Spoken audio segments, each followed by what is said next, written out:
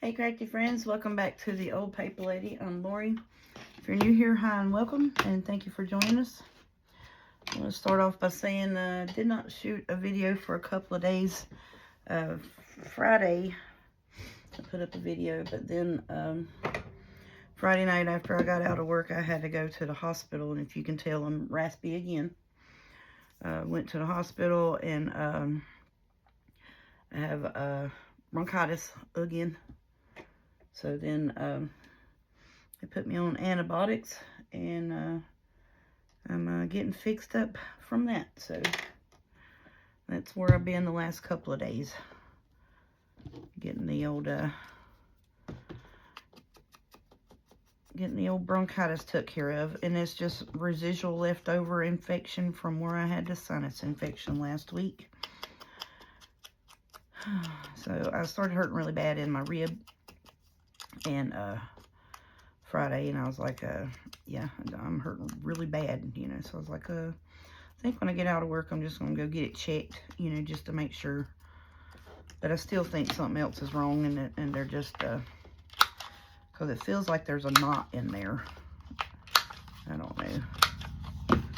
But we'll do a follow-up in a week.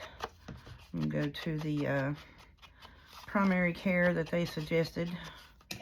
Do a follow-up and see if we can't, at least nothing else, start getting on a vitamin regimen or something again. See if we can't keep this sickness out of me. And then, of course, the first thing they say is don't smoke. Well, honey, I smoked a pack of cigarettes in 3 days. So I hadn't been smoking a lot, but I was smoking, but, And then they're like, well, it's COPD. It's chronic bronchitis. That's a form of COPD, and it's coming from irritations of smoking and this and that. And I was like, I understand. But what you're not understanding is I'm telling you, there feels like there's something in there pressing against my rib cage. He's like, yeah, it's called fluid.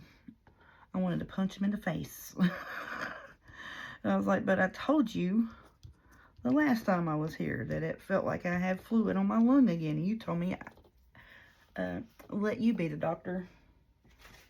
No, I'm sorry, but once you've had pleurisy, you know what that stabbing pain feeling feels like. And I'm telling you, once you've had it, you know exactly what it is when you get it again. So, but anyways, I'm okay. I'm not sick, but I was hurting bad. And I went to go get it checked out. So this is Merry Monday.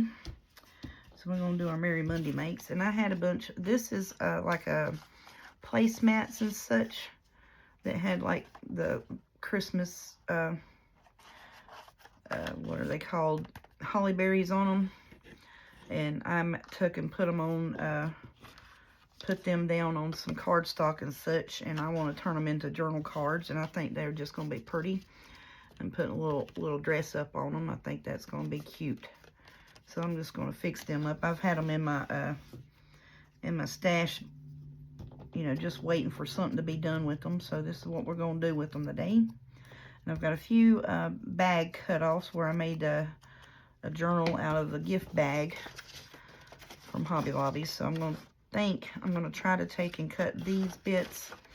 Maybe turn those into pockets on the big sides, and then these will be these side pieces. We need to back them on something else. I may do that today. I may not. That may be another day project. So we're just going to be on here for a little bit. I do want to get this little patch of journal card bits done up. And I got some Christmas fussy cuts. I got to run through the fussy cutter this evening. It is Sunday evening. And it's about, I don't know, 5:30 or so-ish. And we did the Walmart pickup, and then got us something to eat. I got my journal sent off, Miss Deborah. It is on its way to you, honey bunny. So, got got that done today. And then I'm just gonna plan on watching YouTube or catching up on some videos and fussy cutting this evening. I think that's what I'm gonna do. And then tomorrow, I'm off tomorrow just for the you know, today's the second day of antibiotics. Well, actually, they gave me a high-powered antibiotic at the hospital. It knocked me out. So, I was sitting up, fell asleep in my chair, and that could be another reason why I'm hurting so bad in my ribs, because I've been sleeping sitting up, humped over, you know, because it hurts to lay down. But I mean, I'm doing all right. I am. It's just, it's painful. That's the thing, you know. And then there's just, you know, I do have a high tolerance for pain, but there's so much pain, you know, when you try to cough and it feels like someone's giving you a bear hug, you know. And then it starts on both sides. I'm like, yep, I need to go get this looked at. So, but yeah, so hopefully we can get in next week or so with the primary doctor they suggested, and see if I think I'm just gonna put that right there. Some of them just needed, you know, really didn't need nothing, but I wanted to put a little bit of label on them, you know, just something a little pretty on these here. But yep. And I know I've been sick quite a bit, and I know you all are tired of hearing me talk about the sickness, but that's what's going on.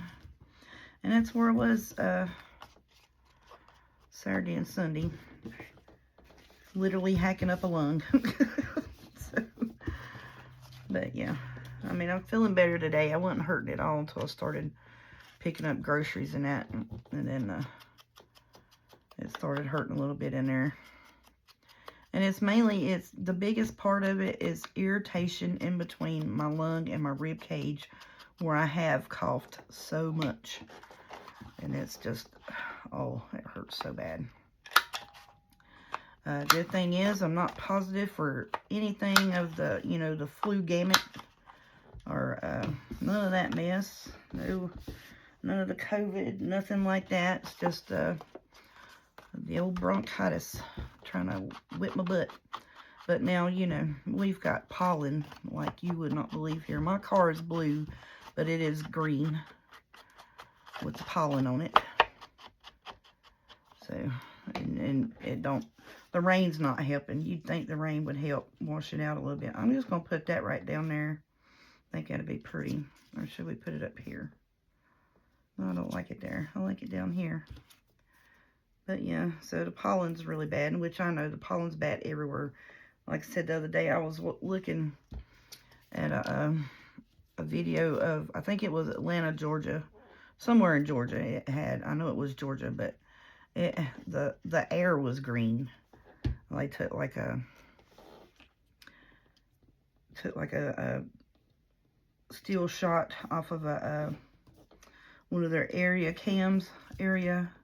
towers or what have you, and you could just see the green film in the air, and I was like, phew, bless them, you know.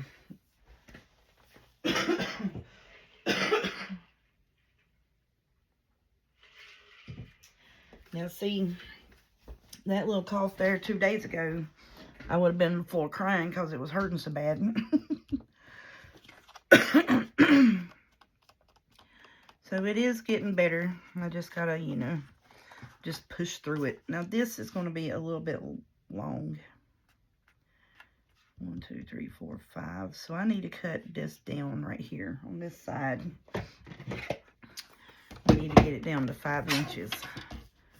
As you know, our pages are 5.5 or what have you. So I'm just going to cut it down below 5 inches, just so I know it'll fit on my page when I put it in a tuck spot. Because just the way this one was oriented, I wanted this up here. Oh yeah, that's going to be pretty. So yeah, you can take, you know, the paper table placemats. That's what this is made out of. And I got them at there was a place called Pop Shelf. If any of y'all have those in your area, they have a bunch of placemats and stuff like that. And I made a journal cover out of this last year. I made a couple of journal covers out of them, because you get, I think, like 10 to 12 in a pack. So I made a couple of journal covers, and then I took a couple of sheets and made journal cards and tags out of them, and just put them down on, and this is like a green background. I thought it would be pretty. Just a green, what is that? Cardstock. It's like a business cardstock that you could print on. They had it at Hobby Lobby. It's called parchment. I think it's what it was, cardstock. Oh, I think that's going to be pretty. Ooh, I like that one. So just something simple. Just, you know, a little dressy up, that's all. But, yeah. So I thought we'd play with these today and get these done up. Because they've been in my pouch for a little bit. And I was like, well, those are pretty much don't need a whole lot of nothing on them. We just need to put a little label or such on it. And I think that'd be cute. Just something simple, you know, give you an idea of if you're out and about and you see the paper placemats, you know, and grab them up, and you can do all kinds of crafty items with them. Like I said, I took and I put it on like a light chipboard, covered up a cereal box type material is what it was, and made a journal cover out of it. And then I took a piece and just put it on cardstock.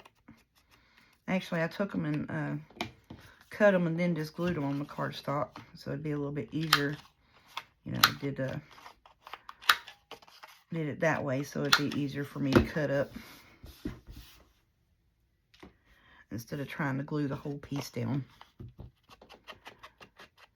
And we made plenty of tags and journal cards and stuff like that. And then some of it is cut off from where I made the cover.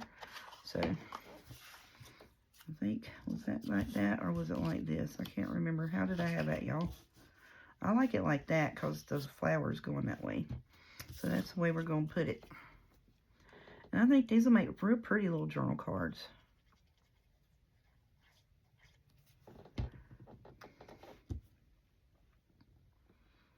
And some of them I could have made pockets out of them too. I didn't think of that, but that's okay. I needed journal cards. I didn't have a bunch of journal cards at the moment. So we're just filling up our little pouches. That's all we're doing it throughout the year. That's all we do is just try to make a head. And I've got, like I said, I got a bunch of labels and fussy cuts and stuff for Christmas that I'm going to work on this evening and probably tomorrow some. And I'm going to get through that before I start printing anything else, because it's been sitting there since Christmas time, needing to be fussy cut. So I was like, well, let me get that stuff done. Then we'll start. When I print, I'll cut it. That works out better for me. Because some days, you know, I would have just a printing day. And then some days I would have like a fussy cut day. So, and it does tend to work out better. Like I'll print it and then pull it right out and get to going on the fussy cuts. I think I like that right there. So that way you don't get behind on your fussy cutting like I did. And then let's see. I did find it's who was it? New Innovations 32-pound cardstock through the Walmart.com app, and it had like the same front and paper pad and everything that comes from Staples, but it was from New Innovations, and it was on sale for like $16. So I'm going to get that and try it and see if it is the same quality of the the Staples brand, because I did see where the Staples brand on there now is 20 some dollars. Like it's I think it's $20 at the moment in change. Miss Betty said she got some and it had gone up, and sure enough I went to go order me another pack just because I had extra money this week to buy up my papers and stuff with. So that's what I was doing. And when I looked, sure enough, it did say that it's $20 and change for the Staples brand through the Walmart.com, and they'll ship it to you. But still, that's $5 or $6 cheaper than actually getting it from the Staples store. Crazy. Because it's $25 and change, $26. And then by the time taxes and all that, it'd be $27. So yeah, it's still cheaper. I think I'm going to put that down right there. And put this here is what I was wanting to do. What I was thinking anyways. Yep. Put this first. So I did that. I got that. It's coming to me. I think that's the only other paper information that I had, other than, you know, I did make it to Hobby Lobby Saturday and got I got my 2 packs of 65-pound cardstock. It was $17.99 at 40% off. So basically the 2 packs cost me like $30 pretty much of the 200 count 65-pound cardstock. And I get that so I can have for like tags and pockets and stuff to print off of the Kip stuff. And then I was going to get another 750 count of regular 20-pound copy paper from Walmart. Their brand is like $7 for that. And then they emailed me back this morning early and said that they were out of stock of that in store and wanted to replace it with 2 500 counts of HP paper, which was going to be like $12. I was like, nope, I got that, so I don't need that. But, you know, you could have shipped it with the other pack of paper that's being shipped, you know, and still charge me the same, but whatever. So I just said, no, thank you. Because, you know, if you don't check that that substitution, well, they try to slip one over you every once in a while, the old Walmart pickup order does. I've learned that the hard way. I was like, well, that was only supposed to have been such and such. And, you know, it's like $20 more than what it said it was. And sure enough, that's the substitution. So, yeah, I was like, no, I'll just get it the next time around. No big deal. So I've got glues bought up, got papers and such, and I want to put that right there. And then when we get to the Christmas time, I'll just put December the 25th stamp on it, you know, and just be fine and dandy with that. Oopsie. Well, I'm glad that fell with the glue side up. Well, that would have been a mess. So that's what we're doing. And Miss Maggie, honey, you were doing a great job on your videos. I just want to tell you that, which I know I've told you that in comments and such, but I subscribed to her on my filming channel and my personal channel. I was like, I subscribe to both. So, if you all don't know, Miss Maggie Mullen has started her own YouTube channel here on YouTube. And it is Journaling with Maggie. And she has been a good friend of us and the channel and all the other folks that comment and watch the channel. She's cheered everyone on and has gone and supported them in any way she can by liking and sharing and commenting on their stuff. So if you would be so kind as to go check her out if you got a minute. And she's been putting up video every day. And she is really doing a really good job of it. I'm so proud of you, Miss Maggie. You're doing awesome, honey. Now we got to get Miss Betty talked into it. I'm going to put that right there. I think that'd be pretty.